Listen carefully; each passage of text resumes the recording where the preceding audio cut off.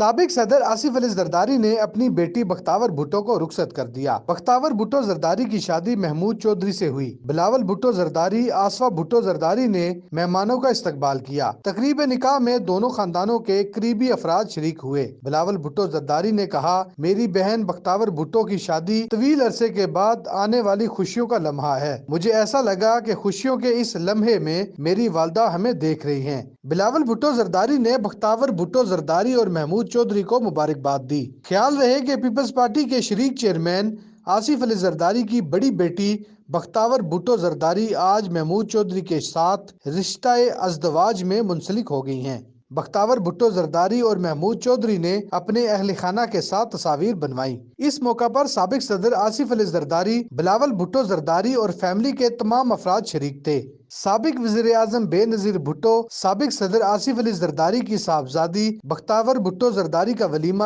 30 جنوری کو ہوگا۔ سہیل ملک، حق نیوز، اسلام آباد۔